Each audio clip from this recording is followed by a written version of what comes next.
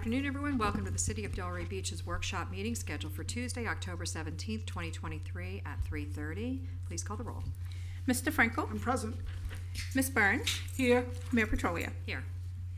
All right, so we'll start out with the presentation of resources and strategies supporting large-scale capital improvement project development.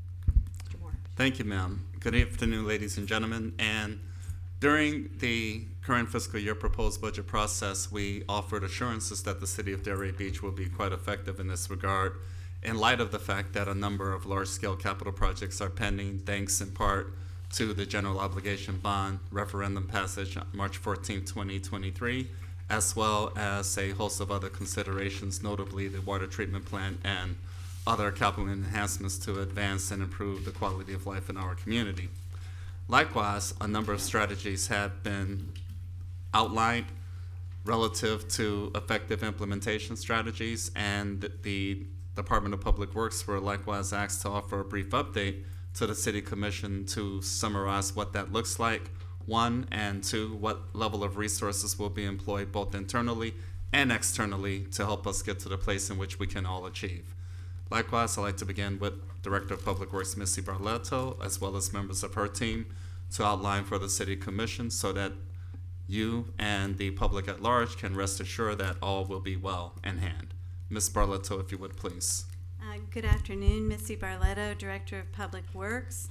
We're here today to talk about some very basic things, the way that the Public Works Engineering Department operates and functions, and the way that we're able to deliver on the rather large capital improvement budget that you've approved for the city for the coming fiscal year. With me, I have Assistant Public Works Director Cynthia Buisson, who's going to actually give the presentation today, so lucky you don't have to listen to me. And also our Engineering Division Manager, Jason Kaufman, who I'm not sure you've had an opportunity to meet yet, but we're all here and available to answer any kind of questions you might have about our process. Great, thank you, Missy, and good afternoon, Madam Mayor and Commissioners. Happy to be here today to talk about the capital improvement project management and solicitations from the Public Works Department perspective. This slide you should be relatively familiar with. This is the same slide we present during the budget workshops and during the budget presentations. And what I was trying to highlight here is that this year's capital improvement budget is $111 million, and it's split across all city departments. Some of the projects that have 2023-2024 lion's share of funding include multi-year projects such as Pompey Park and the water treatment plant, TPA mobility projects, and Marine Way, which are much larger projects, but by splitting the funding across multi-years, we're able to achieve more per year. So those are sometimes 2 or 3, 4-year projects to get completed, and then the funding is also split across the duration of the project. One item I did want to highlight on this slide is something, the seawall replacements. That's $2 million. What our intent is to do $2 million a year until all of our seawalls are up to the appropriate height and condition, and then we'll back that down and just have a management program. So our projects are managed in different phases. We have planning, design, and construction. Planning is preliminary work. You know, is the land available? Is the zoning appropriate? And then, of course, scheduling the funding into future years in terms of how we want to phase the work out. Design would be the actual surveying of the existing property to identify ownership, what's already out there in terms of existing buildings, utilities, and then creating a comprehensive set of plans and specifications that will detail the actual work product. And during the design, we usually try to schedule at least 2 public outreach meetings, and those are our opportunities to meet with the public to gather their input of the known concerns within the project area, and then also to discuss and present the proposed work. And then finally, of course, the construction, which is where we build the planned and designed infrastructure. So how do we accomplish these projects? We have different solicitation tools in our toolbox. For design and CEI, which are engineering or specialty related services, the type of solicitation we do is dictated by the project size. If the construction is less than $4 million, we can use some of our continuing service engineering contracts. However, if it's greater than $4 million worth of construction, it requires a formal open solicitation process. And what that looks like an RFQ, which is a request for qualifications. Those are studies, designs, engineering, and construction administration inspection projects for construction greater than $4 million. And generally those are advertised for about 30 days. And then the city, a selection committee comprised of city staff will review those submittals from the consultants, and then they will score and select the most qualified firm. Once the most qualified firm receives that award, then the city's project team will negotiate the rates and fees with the selected vendor.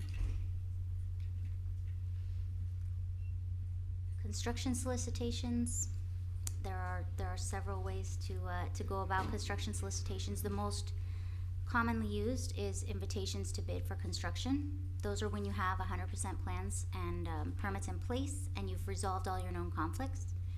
You take the plan set and the specifications, a detailed bid form, and you solicit it for a minimum of 30 days, looking for contractors that are qualified to do the work to submit their lowest responsive and responsible price.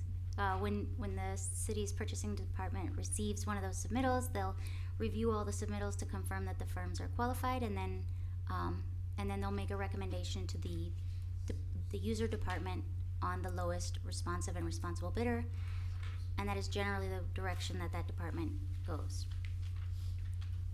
There's also job order contracting. It uses already established competitively bid prices from Sourcewell's procurement process, and sometimes that can save us time on procurement, and we elect to do that on smaller projects. Some other construction solicitation alternatives that exist include design build and progressive design build. Those are more of a request for qualifications type submittal, and the way that the packages are received is it's usually a team submittal. So someone is spearheading it, generally the contractor, and then in that package the contractor selects a design team, a survey team, and specialty trades, and they submit it as one comprehensive package. This can be advantageous, as generally fewer solicitations are required because the design and the construction are built into one solicitation. And then of course there's construction manager at risk, CMAR for short, and that's where the city would RFQ for the design services and then select a contractor early throughout the design process to work collaboratively with the city to achieve the 100% plans and then a guaranteed maximum price that the project would cost. Some of the advantages of these two methods are that it would streamline processes, and it can, through the collaborative design effort, the contractor can suggest cost savings to the city and different alternatives for doing things that might be more useful in our specific conditions. And then finally, project management staffing. We have a pretty diverse team of project managers and engineers, and generally most project managers have about 3 to 5 projects on average in addition to their daily workload. And so this allows us to achieve all of the projects that we have in our queue. And that is all I had for you today, but I'm happy to answer any questions you might have.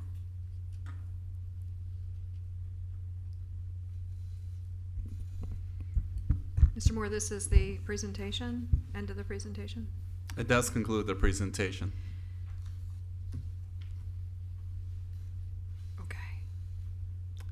Again, we made a commitment to offer this dialogue earlier in the new fiscal year, which is why we are where we are. We're offering this presentation to provide the commission and the public a sense as to how we will proceed accordingly, to include an allocation of internal and external support to get us to where we are. And I think the leadership of the Department of Public Works did a fine job in terms of conveying that. And this is for the record, as we discussed back in June and July of this year. So again, as we will embark on numerous project implementation activities, we thought it would be appropriate and per the commitment we made during the proposed budget process to articulate the course of direction and path forward. Very good. Any questions?